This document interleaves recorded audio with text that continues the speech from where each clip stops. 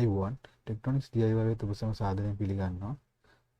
මම අද කතා කරන්න බලාපොරොත්තු වෙන්නේ කොහොමද ඔයාලගේ මදර්බෝඩ් එකේ නම්බර එක නැත්නම් මදර්බෝඩ් මොඩල් එක හොයාගන්නේ කියලා. ගොඩක් කට්ටිය නම් මේක දන්නවත් ඇති. ඒත් නොදන්න කට්ටිය දැනගෙන ඉන්න නිසා තමයි මම මේක කරන්නේ.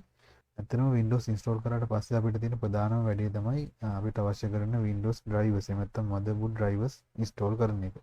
එතකොට මේ motherboard drivers install කරන විශේෂයෙන්ම onboard VGA සහ onboard audio තියෙනවා නම් අනිවාර්යයෙන්ම ඔයාලට motherboard drivers install කරන්න වෙනවා.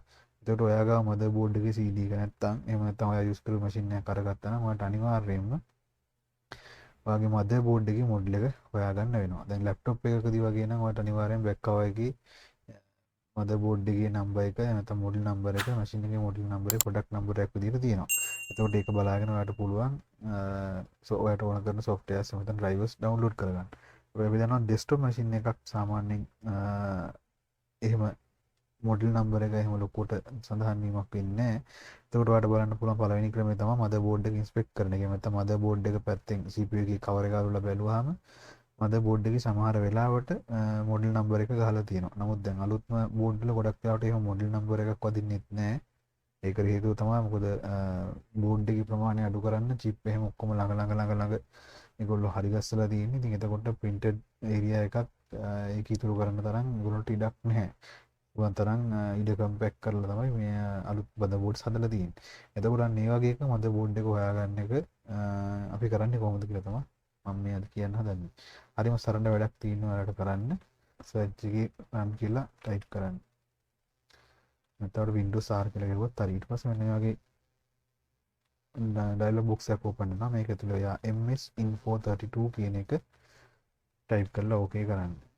මේක ඇවිල්ලා Microsoft Informations එහෙම නැත්නම් Microsoft system එකකින් Windows වල system එකකින් ඔයාට system information ලබා දෙන dialog box එකක්. මේක හැම machine එකකදීම ඔයාලට බලා ගන්න පුළුවන්. මේකෙදි ඔයාලට basic කොහොමද තියෙන දේවල්, drivers මොනවද, ඔයාගේ තියෙන audio එක මොකක්ද, ඒ වගේ විස්තර ගැන දැනුමක් ලබා ගන්න පුළුවන්. ඒකේ මේ system summary කියන එකට ගියාට පස්සේ ඔයාලට ඒකේ තියෙනවා බලන්න baseboard manufacturer කියලා. මුල හරින් ඉඳන් පල්ලෙහාට බලාගෙනකොට baseboard manufacturer නැත්නම් motherboard manufacturer කියන එක තමයි මේකේ තියෙන්නේ. ඒතර මෙතනදී ඔයාලට පේනවාදී baseboard manufacturer මගේ machine එකේදී gigabyte technology කියලා තියෙනවා. ඊට පස්සේ baseboard product එක විදිහට ඔන්න ඔයාගේ motherboard model number එක තියෙනවා. H61M S2PVRV2.2 කියන එක. ඒතකොට මේක තමයි ඔයාගේ motherboard number එක. මේකේ වාසිය තියෙන්නේ ඔයාලට මේ motherboard number එක ඔයා දන්නවා. එතකොට ඒක manufacturer company එකක් දන්නවා නම් ඔයාට පුළුවන් originalම gigabyte site එකට එහෙම නැත්නම් originalම official gigabyte site එකට ගිහිල්ලා මේ motherboard එකට අදාළ drivers download කරගන්න. ඒක තමයි මේකේ තියෙන ප්‍රධානම වැඩි. ඒත් එක්කම ඔයාලට motherboard එකකින් තව දැනගන්න පුළුවන් දෙයක් තමයි මේ motherboard එකේ specification බලා ගන්න. විශේෂයෙන් game එකක් play කරන කෙනෙක් නම් අලුත් game එකක් ඇවිල්ලා ඒක test කරන්න බලාපොරොත්තු වෙනවා නම් එතකොට මේකේ අදාළ requirement මේ motherboard එකේ අදාළ requirements තියෙනවද කියලා බලා ගන්න ඔයාලට motherboard number එකකින් check කරන්න පුළුවන්.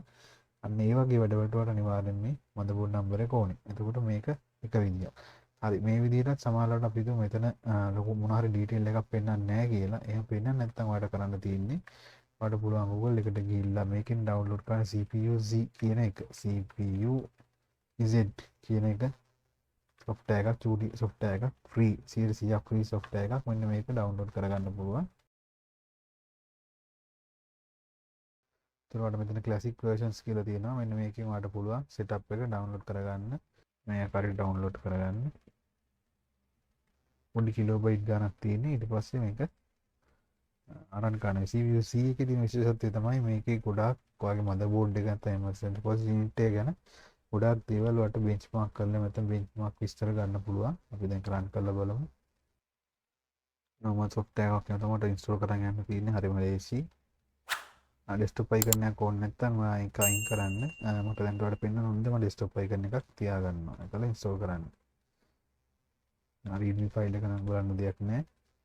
හරි මේකේ තියෙනවා ඔයාලට CPU ID CPU Z කියලා shortcut එකක්. ඔන්න software කරන්නලා scan කරලා වගේ motherboard එකේ CPU එකේ තියෙන ඔක්කොම details ටික එයා පෙන්නනවා. හරි මේ තියෙන්නේ මට මෙතනින් බලා ගන්න පුළුවන් මොනවද වගේ machine එකේ තියෙන ඔක්කොම specification. CPU එක බලන්න ඔයාලට පේනවා මගේ Wi-Fi එකක් තියෙන version එකක්. ඒකට ඒකේ විස්තර ටික තියෙනවා. main board නැත්නම් motherboard එකට ගියාම ඔන්න ඔයාලට පෙන්නන gigabyte technology company limited H65 S2PV RV 2.2 කියන එක පෙන්නනවා. ඒ කියන්නේ අර මම කලින් පෙන්නුවා වගේම Sinfo එකෙත් මේක හරියටම මේ විදිහට පෙන්නුවා.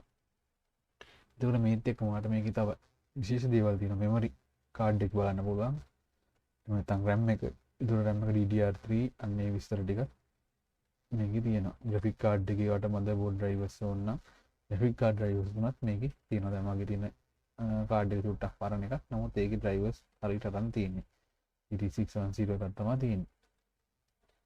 හරි ඔක තමයි අද මට කියලා දෙන්න ඕනේ කොහොමද ඔයාගේ මැෂින් එකේ තියෙන motherboard එක visual inspect කරලා ඔයාලට හොයාගන්න බැරි නම් ඒ කියන්නේ නිකන් බලලා ඔයාලට motherboard එකේ model number එක හොයාගන්න බැරි නම් කොහොමද ඒක හොයාගන්නේ කියන එක තමයි මට අද කියලා දෙන්න ඕනේ වීඩියෝ එකට කැමති නම් like කරන්න share කරන්න subscribe කරලා එකතු වෙන්න මගේ YouTube channel එකත් එක්ක Techtronix DIY සමග මේ වගේ සරල වීඩියෝ එකකින් නැවතත් හමු වෙනවා ඔබ සමග සුබ දවසක් ආයිබෝන්